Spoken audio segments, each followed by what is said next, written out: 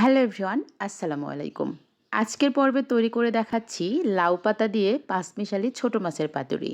আর এজন্য আমি এখানে এক মুঠা লাউ শাক থেকে কয়েকটা কচি লাউ পাতা নিয়ে নিয়েছি।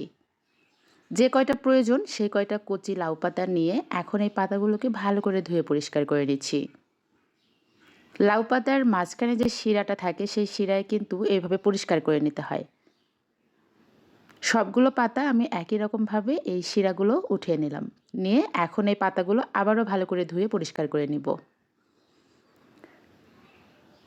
ভালো করে ধুয়ে লাউ পাতায় যে এক্সট্রা পানি আছে এই পানিটা ঝরিয়ে ফেলব।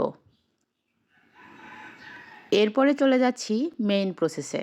আমি এখানে ছোট পাঁচমিশালি মাছ নিয়েছি আর সাথে পেঁয়াজ কুচি, কাঁচামরিচ কুচি, মরিচের গুঁড়া, হলুদের গুঁড়া, ধনিয়া গুঁড়া, জিরে গুঁড়া, স্বাদমতো লবণ দিয়ে ভালো করে কষলিয়ে নিয়েছি। আর দিয়ে দিচ্ছি সামান্য পরিমাণে সয়াবিন তেল। আমরা যেভাবে ছোট মাছের চচ্চড়ি রান্না করি ঠিক সেভাবেই এই মাছটাকে মাখিয়ে নিতে হবে। ভালো করে মাছগুলো মাখানো হয়ে গেলে এখন আমি পাতুরি বানিয়ে নিব। ধুয়ে রাখা লাউ পাতার উপরে মাছগুলো দিয়ে ঠিক আমি যেভাবে পাতুরির সাইজটা করে নিচ্ছি সেভাবেই করে নিতে হবে। এটা একদম পারফেক্ট হতে হবে তার কোনো মানে নেই। দেখে বুঝে নিতে হবে আমি এই কাজটা ঠিক কিভাবে করলাম। এভাবে 4-5টা আটকিয়ে নিয়ে একটা টুথপিকের সাথে এভাবে আটকিয়ে দিলেই কিন্তু এই পাতুরিটা রেডি হয়ে যাবে। সবগুলো পাতুরি আমি একই রকমভাবে বানিয়ে নিয়ে এখন চলে আসছি রান্নাঘরে। একটা ফ্রাই প্যানের মধ্যে পরিমাণ মতো তেল দিয়ে তেলটাকে হালকা গরম করে এখন এই সবগুলো পাতুরি দিয়ে দিচ্ছি। প্রথমে চুলার হিটটা একদম হাইয়ে করে তেলটা গরম করে নিতে হবে। এরপরে চুলার হিটটা মিডিয়াম টু লোতে করে পাতুরিগুলো ভেজে নিতে হবে।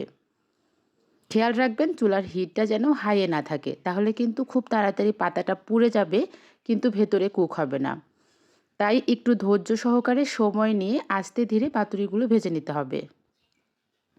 আমার কাছে একটু কড়া করে ভাজলে ভালো লাগে, তাই আমি একটু পাতুরিগুলো কড়া করে ভেজে নিয়েছি। প্রথম পাঁচটা হতে মোটামুটি 5-7 মিনিটের মতো সময় লেগেছে।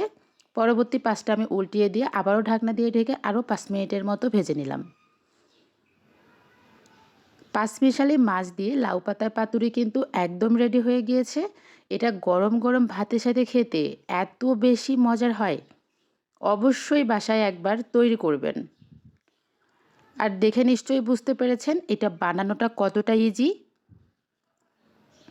পাতুরিগুলো ভাজা হয়ে গিয়েছে, আমি এখন একটা বাটিতে করে উঠিয়ে নিচ্ছি। একটু দেখিয়ে দিচ্ছি এটা দেখতে কতটা লোভনীয় আর আকর্ষণীয় মনে হচ্ছে। গরম গরম ভাতের সাথে আমি 2 পিস পাতুরি নিয়ে বসে গিয়েছি। উপরেও যেমন সুন্দরভাবে কুক হয়েছে, ভেতরটাও কিন্তু খুব সুন্দরভাবে কুক হয়েছে। আমার এই ছোট্ট ভিডিওটি আপনাদের কাছে কেমন লেগেছে একটা লাইক আর কমেন্টস করে জানাতে ভুলবেন না। আজকে তাহলে চলে যাই, আগামীকাল আবার দেখা হবে। Thanks for watching.